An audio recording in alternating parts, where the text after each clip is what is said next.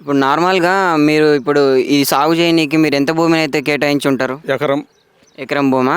ఎన్ని పిల్లలేసుంటారు మీరు? 5,000 వేసినాం. ఇప్పుడు 5,000 పిల్ల అంటే ఇప్పుడు మీకు దీనికి ఎంత ఖర్చొచ్చుంటది? మీరు మార్కెట్‌లో దీన్ని ఎంత అమ్ముడు పోతుంది? మీకు దీని మీద వచ్చిన ఖర్చెంత? అయితే దీని మీద ఖర్చు మామూలుగా ఇప్పటివరకు అయితే మనకి 1,00,000 లోపు వస్తుంది. మార్కెట్లో వచ్చేలాగా 4,00,000 ఆ మధ్యలో రావచ్చు అనే ఆలోచన.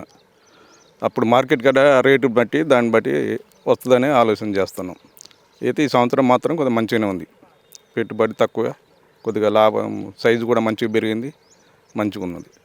అంటే ఇంతకుముందు ఆంధ్రాలో తెచ్చినాం, కొద్దిగా పిల్ల తేడా వచ్చింది. ఇప్పుడు మనకి పాలేరులో తెచ్చినాం, మంచిగానే ఉంది, మంచిగా అనిపిస్తుంది. అంటే అప్పుడు ఆంధ్రాలో తెచ్చినప్పుడు పిల్ల మంచిగా సాగు కాలేదు, ఇక్కడ తెచ్చినప్పుడు పిల్ల మంచిగా సాగు వచ్చింది. మంచిగా వచ్చింది, మంచిగా పెరుగుతుంది. ఇప్పుడు 4 నెలలున్నర 5 నెలలు అవుతుంది. ఇప్పటికి 1 కేజీ ఆ సైజు వచ్చిందిగా, మంచిగానే పెరుగుతుంది. ఏ రకాల చేప పిల్లలు వేసారు? పేర్లు చెప్పండి వాటివి. బొచ్చ, రవ్వు, గ్యాస్ కట్టు, బంగారు తీగ.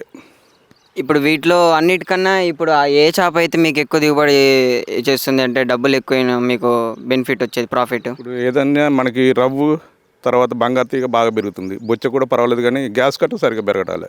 ఎందుకు? దానికి కరెక్ట్ ఫుడ్ అందట్లేదా?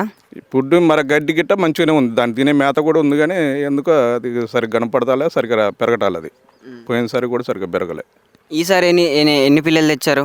ఈసారి గ్యాస్ కట్ట ఒక 1000, బంగారు తీగ ఒక 1000, తర్వాత బొచ్చ ఒక 1,500, రవ్వ ఒక 1,500.